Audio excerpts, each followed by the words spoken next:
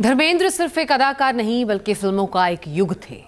उन्होंने सिने संसार में वो मुकाम हासिल किया जो बहुत कम लोगों को नसीब होता है। फिल्मों का कोई भी दौर रहा हो, धर्मेंद्र की बादशाहत बरकरार रही। लोगों का प्यार उन्हें हर वक्त मिलता रहा और इसके बूते ही धर्मेंद्र ने सियासत में भी अपनी पारी खेली। बीकानेर से बीजेपी के सांसद चुने गए, लेकिन राजनीति उन्हें रास न आई। पर ऐसा क्यों हुआ, ये भी धर्मेंद्र ने खुद ही बताया था। देखिए।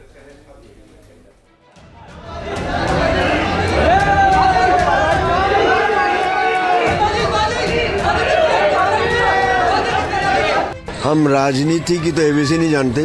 हाँ, देशभक्ति हमारे अंदर कूट कूट के भरी हुई है। धर्मेंद्र बेबाक बोलते थे, बगैर लाग लपेट के बोलते थे। ऐसा कोई दिल का सच्चा इंसान ही बोल सकता है। लेकिन फिल्मी पर्दे पर धर्मेंद्र के डायलॉग दमदार होते थे। उनके लिए स्पेशल डायलॉग्स लिखे जाते थे।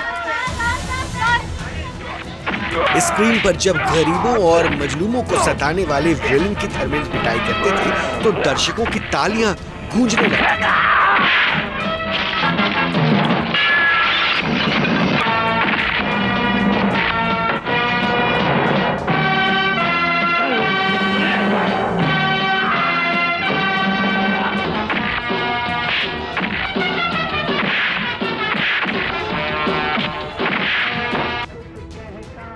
धर्मेंद्र ने मैचो मैन यानी कि एक्शन किंग और रोमांटिक के साथ ही दरिया दिल वाली इमेज को कामयाबी के साथ तैयार किया था।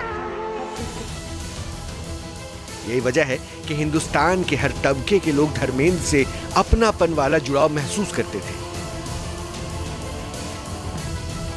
धर्मेंद्र सेलिब्रिटी एक्टर जरूर थे, लेकिन सेलिब्रिटी वाले नाज नखरे नहीं दिखाते थे।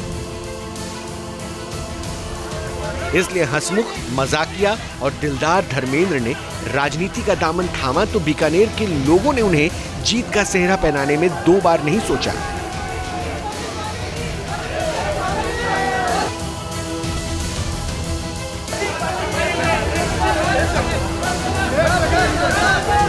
वर्ष 2004 में अटल बिहारी वाजपेयी की सरकार इंडिया शाइनिंग के रथ पर सवार थी। पूरे देश में बीजेपी के इस नारे की गूंज थी और ठीक उस वक्त ही धर्मेंद्र की मुलाकात बीजेपी के शीर्ष नेता और तत्कालीन केंद्रीय गृह मंत्री लालकृष्ण आडवाणी से हुई। कहा जाता है कि शत्रुघ्न सिन्हा के साथ धर्मेंद्र ने लालकृष्ण आडवाणी से भी मुलाकात की थी। धर्मेंद्र शाइनिंग इंडिया से काफी प्रभावित थे। आडवाणी से मुलाकात के बाद ही धर्मेंद्र ने राजनीति में आने का फैसला लिया था। बीजेपी ने धर्मेंद्र को राजस्थान के बीकानेर से 2004 के लोकसभा चुनाव में उतारा। चुनाव कैंपेन के दौरान धर्मेंद्र ने बीकानेर में लोगों को एक डायलॉग सुनाया, सरकार अगर मेरी बात नहीं मानी तो मैं संसद की छत से छलांग लगा दूंगा। बीकानेर के लोगों को धर्मेंद्र का स्टाइल खूब पसंद आया। 2004 के लोकसभा चुनाव में धर्मेंद्र 60,000 वोट से जीत आते हैं।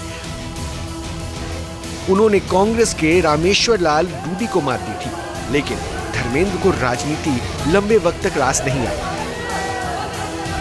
धर्मेंद्र ने नाराजगी जाहिर करते हुए कहा था, काम मैं करता हूं लेकिन क्रेडिट कोई और ले जाता है। इसके बाद भरे मन से धर्मेंद्र ने राजनीति से नाता तोड़ लिया, लेकिन परिवार का सियासत से रिश्ता बरकरार रहा।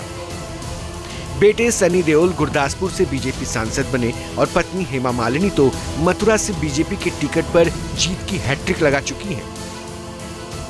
धर्मेंद्र हेमा मालिनी के लिए जब भी चुनाव प्रचार को जाया करते थे, वोटर्स के लिए वो एक अलग तड़का हुआ करता था। धर्मेंद्र सियासत से दूर चले गए थे, लेकिन गुरदासपुर में बेटे सनी देओल के लिए बीजेपी के बड़े नेताओं के चुनाव प्रचार करने जरूर आते थे। सनी, मैंने बीकानेर में जो कुछ किया है वो जाके देखिए, बताइए लोगों को कि हमारे धर्मेंद्र ने ये किया। सनी भी देश की सेवा करेगा बस।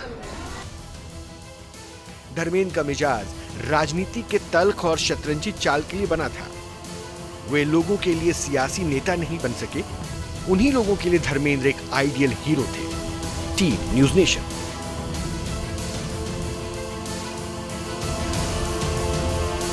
जहां भक्ति है हर शब्द में, कथाओं में छुपे हैं दिव्य रहस्य और ज्योतिष देता है जीवन को दिशा। धर्म से जुड़ी हर बातों को जानने के लिए हमारे चैनल स्तुति को सब्सक्राइब करें। चैनल पर जाने के लिए इस लिंक पर क्लिक करें।